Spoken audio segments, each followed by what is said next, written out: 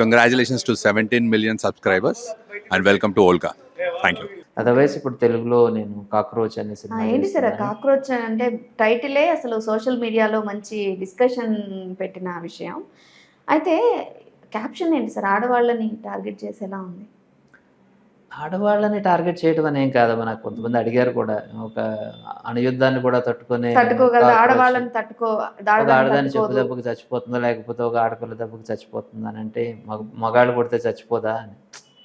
So it's not that, it's an expression.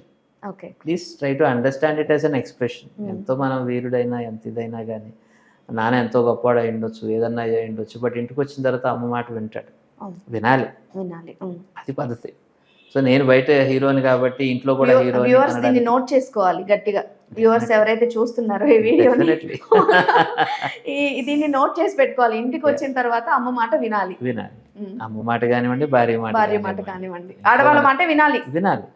Because it is వాళ్ళ terrain, అది వాళ్ళ territory అది. సో అలా సమాజంలో నువ్వు ఎంత గొప్పవాడివన్నా అయి ఉండొచ్చు, బట్ నువ్వు ప్రేమకైనా లేకపోతే వాళ్ళ తరగతి డామినేషన్కైనా నువ్వు తలవంచాల్సిన అవసరం ఉండొచ్చు. Because they are more powerful in that aspect. Okay, so అది ఒక పాజిటివ్ సెన్స్లో మీరు తీసుకుంటే నా కథ పరంగా నేను చెప్పాలనుకున్నది ఏంటంటే, నేను డీల్ చేస్తున్న సబ్జెక్ట్ ఒక అండర్ గ్రౌండ్ సబ్జెక్ట్, ఒక గట్టర్ సమాజం గురించిన సబ్జెక్ట్. మీరు నేను ఎప్పుడు మన ఇంట్లోనే తిరుగుతూ ఉంటాయి, బొద్దింకలు తిరుగుతూ ఉంటాయి, ఆ కిచెన్ సింకుల్లో మనకంటే ఇంటిమేట్గా మన ఇల్లు తిరుగుతూ ఉంటాయి, బట్ మన అది ఎక్కడికి వెళ్ళే కూడా మనకు తెలియదు. అలాగే సమాజంలో చాలా ఎలిమెంట్స్ మన చుట్టూనే ఉంటాయి, బట్ అవి చేసే కార్యకలాపాలు కానీ అవి ఎక్కడ ఎలా ఉంటాయి అనే సంగతి మనకు తెలియదు. సో అలాంటి సమాజం గురించి, అలాంటి ఒక డార్క్ సొసైటీ గురించి నేను చెప్పాలని అనుకున్నాను. కాక్రోచ్ అనేది నా దృష్టిలో one of the most adaptable animal, ఒక క్రీచర్. ఎలాంటి అంటే ప్రతి ఒక్కళ్ళు కూడా కాక్రోచ్లా ఉండాలి అని. ఈ మధ్యన రీసెంట్గా 1 month బ్యాక్ ఏదో చేతన్ భగత్ గారి బుక్ చదివితే కూడా అందులో ఒక caption, be like a cockroach అని. ఓకే, కాక్రోచ్లా ఎందుకు ఉండాలి అంటే, అది ఎలాంటి సిచ్యువేషన్లో అయినా కానీ తను అడ్జస్ట్ చేసుకుంటూ ఉండగలుగుతుంది, దాన్ని అడాప్ట్ అవుతుంది. దాన్ని మీరు తీసుకెళ్ళి మంచులో పడేయండి బతికేస్తుంది, ఎండలో పడేయండి బతికేస్తుంది. ఎక్కడైనా కానీ సర్వైవ్ అవ్వటానికి కావాల్సిన శక్తిని అది సమకూర్చుకుంటుంది. అది ప్రతి ఒక్కరికి కావాలి, ప్రతి యంగ్స్టర్కి కావాలి. ఈ రోజు మీరు ఎక్కడ ఏ ప్లేస్లో ఉన్నా, యూత్కి ఎలాంటి సిచ్యువేషన్లో ఉన్నా కానీ మీరు సర్వైవ్ అయ్యి బయటికి రావాలి.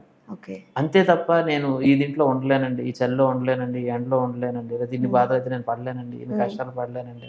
Nothing. You got to adapt. దేనికైనా ఎలాంటి సిచ్యువేషన్కైనా కానీ కొట్టేసి వచ్చేయాలి, ఉండాలి, బతకాలి. సో అందుకే ఒక ఎగ్జాంపుల్గా నేను చెప్పాను, ఆటం బాంబు వేసేస్తే కూడా న్యూక్లియర్ వార్ని కూడా తట్టుకునే ఓన్లీ క్రీచర్ ఇస్ దట్.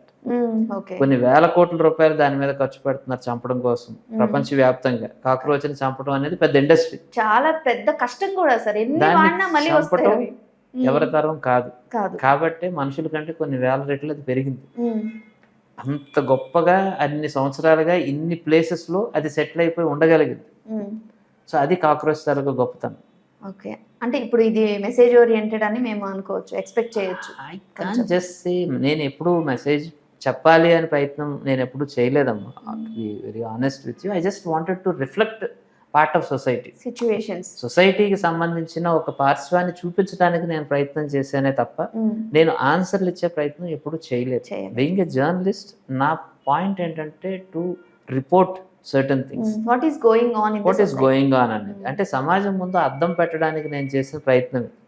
ఇప్పుడు మీ ముఖం, మీ జుట్టు సరిగ్గా లేదండి అని నేను చెప్పకుండా మీ ముందు అద్దం పెట్టాను అనుకోండి, మీరు కావాలనుకుంటే మీరు దూకుంటారు, లేదు ఇది నా ఫ్యాషన్ అనుకుంటే అది మీ ఇష్టం, వదిలేస్తాం. Okay, see my idea is to show what is there. అంటే ఇప్పుడు సోషల్ మీడియాలో ఉన్న క్వశ్చన్స్కి మీరు ఆన్సర్ చెప్పేశారు. నిజానికి ఏంటంటే ఒక ఈగ టైప్లో ఏమన్నా రాబోతుందా, ఎందుకంటే ఒక చిన్న ఈగను పెట్టి సినిమా తీశారు, అలాగే ఇలా ఇక్కడ కూడా కాక్రోచ్ని పెట్టి ఏమన్నా కమర్షియల్ మూవీ ఏమైనా వస్తుందేమో. It is definitely a commercial film, definitely a commercial film అని ఎందుకు అంటున్నానంటే, ఇంతకు ముందే మీకు చెప్పాను క్లియర్గా, థియేట్రికల్ రిలీజ్ కోసం నేను చేస్తున్న ఒక ప్రయత్నం. అండ్ ఇందులో యాక్షన్ ఎపిసోడ్కి ఎక్కువ పాసిబిలిటీ ఉన్న సినిమా. సో ఒక మీరన్న కొంచెం వాళ్ళ లాంగ్వేజ్, ఆ లాంగ్వేజ్ నేను అనవసరంగా పెట్టిన ప్రయత్నం ఏమీ కాదు. వాళ్ళు మాట్లాడే మాట, అందులో ఉండే ముతకతనం ఏదన్నా ఉంది అంటే దాన్ని నేను ఓపెన్గానే నేను చెప్పారు. ఇందులో కొన్ని క్యారెక్టర్స్ కానీ ఏవైనా కానీ తన ప్రొఫెషన్ గురించి ఓపెన్గా డిస్కస్ చేయగలిగే ఒక మైండ్ సెట్ ఉన్న లిబరేటెడ్ క్యారెక్టర్స్. ఇప్పుడు మీకు నాకు కొన్ని లిమిటేషన్స్ ఉంటాయి. ఇది మాట్లాడితే మీరు ఏమనుకుంటారు, నాకేమన్నా బ్యాడ్ ఇది వస్తుందేమో, ఇంప్రెషన్ వస్తుందేమో అనుకున్నట్టు నాలో లేని కొన్ని ఫీలింగ్స్ మీతో చెప్పాలి అని నేను ప్రయత్నం చేస్తూ ఉండొచ్చు.